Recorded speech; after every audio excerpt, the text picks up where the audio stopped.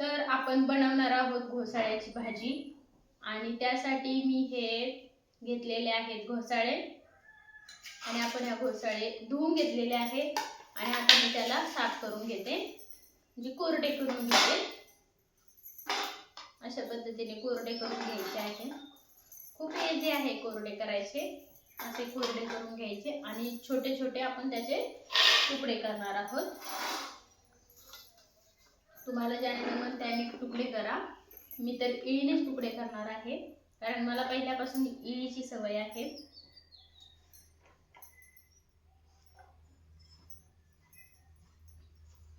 आपण मोठं घोसाळं असेल तर त्याचे 4 प्रमाणे तुकडे करू शकतो आणि छोटा जर असेल तर त्याचे आपण 2-2 तुकडे करायचे।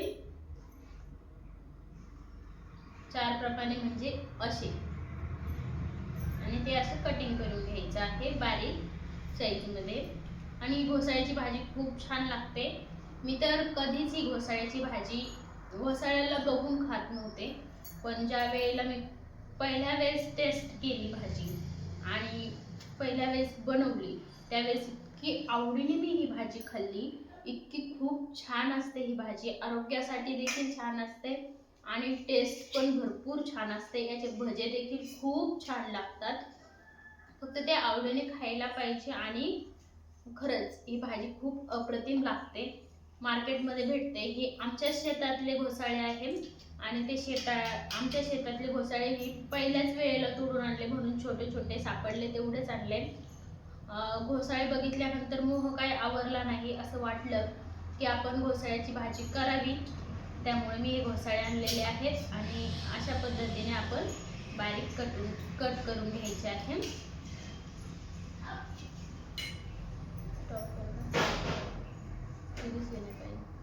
अशा पद्धतीने आपण हे घोसाळे कट करून घ्यायचे आहे। तर हे अशा पद्धतीने आपण घोसाळा चॉप करून घेतलेला आहे आणि आपण आता त्याची बनवूया भाजी। चला तर चला आपण रेसिपीला सुरुवात करूया। आणि रेसिपीची सुरुवात केल्यानंतर गॅसवर कढई ठेवून त्यावर 2 आकडे तेलाचे घालून घ्यायचे आहे। 2ला थोडंसं कमी घातलं तरीही चालेल।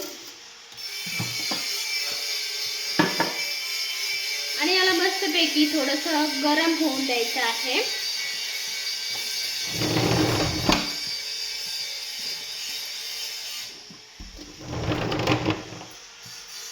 आणि तेल चांगलं कडक होऊन द्यायचं आहे आणि त्यात आपल्याला घालायचं आहे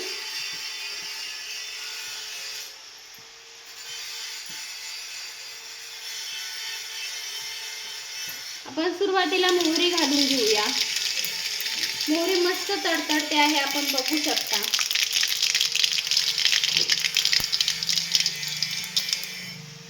आणि त्यानंतर आपण त्यात घालून घ्यायचे आहे जिरे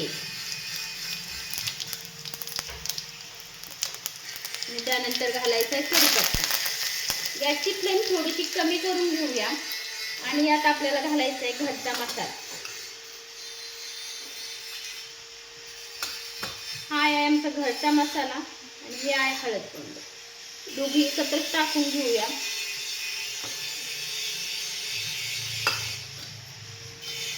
आणि तेल जास्त गरम होऊन मसाला जळू नये म्हणून यात मी हातात घेतलेला आहे घोसाळं आणि आपण लगेच असं टाकून द्यायचं, कारण तेल कडक तापलेला असताना मसाला खूप जळतो म्हणून। आणि ही घोसाळं आपण अशा पद्धतीने यात सगळं टाकून द्यायचं आहे। घोसाळं टाकून दिल्यानंतर आपण काय करायचे ते लगेच सांगते।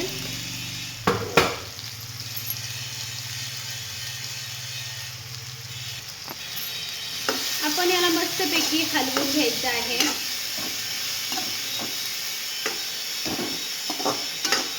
अशा पद्धतीने हलवायचं। याला चवीनुसार मीठ टाकायचं, आपल्याला जसं हवं तसं। आता हे थोडंसं आहे आणि घोसाळं शिजल्यानंतर ते कमी होतं, त्याच्यामुळे मीठही आपण कमी टाकून घेऊया। शिजल्यानंतर ते एवढं असेल तर एवढंच होतं, त्याच्यामुळे आपण मीठ देखील प्रमाणात टाकलेलं आहे। आणि आता आपण याच्यावरती मस्तपैकी झाकण ठेवून घ्यायचं आहे। थोडं फुल गॅसवर आपण मस्तपैकी परतून घेऊया आणि मग झाकण ठेवूया।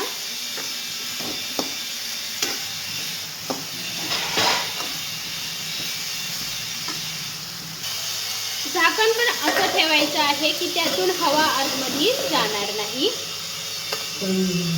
आणि लवकर वाफेवरती होऊन जाईल. आणि अजिबात पाणी वगैरे घालायचं नाहीये आणि गॅसची फ्लेम टाकायची बंद नाही करायची, कमी करायची आहे.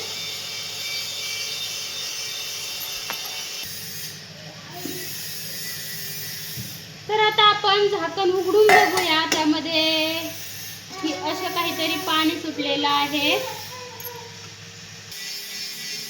आपण बघू शकता हे पाणी असं सुटलेलं आहे. आपण आता यात काय करायचंय, ते पूर्णपणे शिजलेलं आहे. 5 मिनिटं मी वाफेवरती ठेवलं कमी गॅसवरती आणि आपण आता असा दाण्याचा कूट घालून घ्यायचा आहे. दाण्याचा कूट माझ्या मुलांना आवडतो त्याच्यामुळे मी जरा जास्त घालते असं मस्तपैकी, आणि मग ते कोरडं होतं. आणि दाण्याचा कूट घातल्यानंतर ही थोड्या वेळ आपण ठेवायचं आहे. आणि ही भाजी एकच नंबर लागते. माझ्या मुलांना देखील खूप आवडते. त्यामुळे मी पहिल्याच तोडणीचे घोसाळे घेऊन आले. खूप छोटे छोटे होते तरीही आणले आणि माझ्या मुलांसाठी ही भाजी बनवली. तुम्ही बाजारातून घोसाळे घेऊन जात जा आणि अशी भाजी तुमच्या मुलांना करून घालत जा. त्यांना ही भाजी नक्की आवडेल. आणि व्हिडिओ जर आवडला असेल तर व्हिडिओला लाईक आणि चॅनलला सबस्क्राईब करा आणि कुणाला शेअर देखील करू शकता.